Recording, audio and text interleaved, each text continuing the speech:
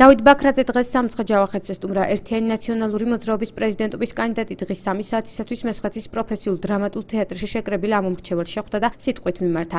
მან ქვეყანაში მიმდინარე პოლიტიკურ პროცესებსა და ხელისუფლების მუშაობაზე ისაუბრა. პირველ რიგში მთავრობა არის ყველაფერი საქმის გარდა. საქმე არ გეცდება.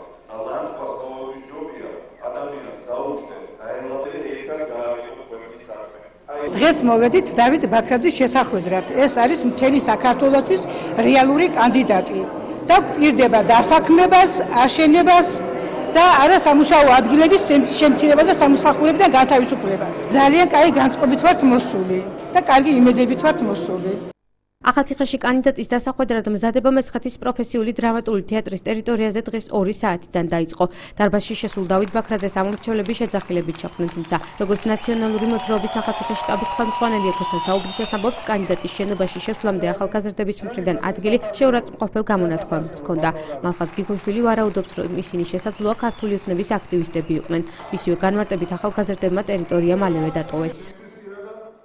როცა შემოდიოდა დავით ბაქრაძე, იყო მცდელობები, რაღაც შეძახილები და რაღაც უხეში გამოთქვები, რაც ჩვენ არც არ გვიადრებია. არ ვიცი ვინ იყვნენ, მაგრამ იყვნენ ახლა ჩვენი მომხრეები რო არ იყვნენ და ნაციონალური მოძრაობის წარმომადგენლები რო არ იყვნენ, უფრო ხშირად ეს პიროვნებას ვიცნობ ხედა ოცნების შტაბთან.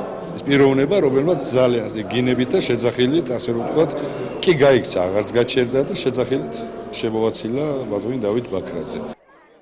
ახალციხის შემდეგ დავით ბაქრაძე ადიგენის მუნიციპალიტეტს ეწვია და სოფელ ლუდის მოსახლეობა შეხვდა. ადგილობრივებმა ნაციონალური მოძრაობის პრეზიდენტობის კანდიდატის ვიზიტი დადებითად შეაფასეს. ისინი იმედოვნებენ, რომ 27 ოქტომბერს არჩევნები მშვიდ გარემოში ჩაივლის და ქვეყანა ღირსეულ პრეზიდენტს აირჩევს. რაც ნაციონალებმა გააკეთეს, საქართველოში არავის არ გაუკეთებია. ძალიან ძლიერი კანდიდატი წამოყენებული, ღირსეულია და თვლით რომ უნდა მიიღოს 90%-იანი ხმა. თუ რამე გამოყაბება არ მოხდა.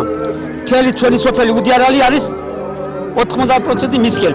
ნაციონალური მოძრაობას არ ვიმდურებით. სიბნელიდან სინათლეში გამოგვიყვანეს. გიამოსოერიდება არ გამოდიანიათა და ხო მე ის რაც მისცემ ხმას ეს არავინ არ იცის არჩევნებზეა.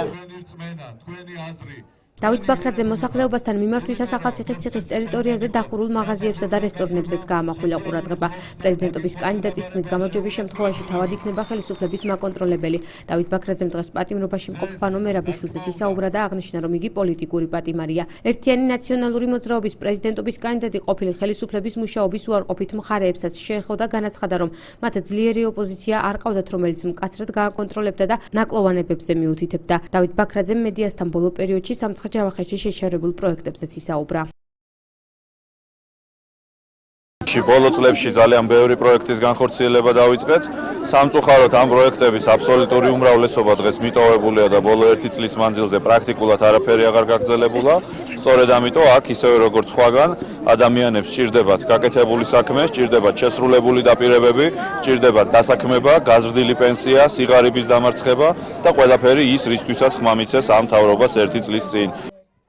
ერთიანი ნაციონალური მოძრაობის პრეზიდენტობის კანდიდატმა სამცხე ჯავახეთში ვიზიტი სოფელ უდეში დაასრულა. დღევანდელ შეხვედრებს ახალციხის ადიგენისა და ასპინძის მაჟორიტარი დეპუტატები, ასევე სახელმწიფო რწმუნებული სამცხე ჯავახეთში და მისი მოადგილეები დაესწრნენ.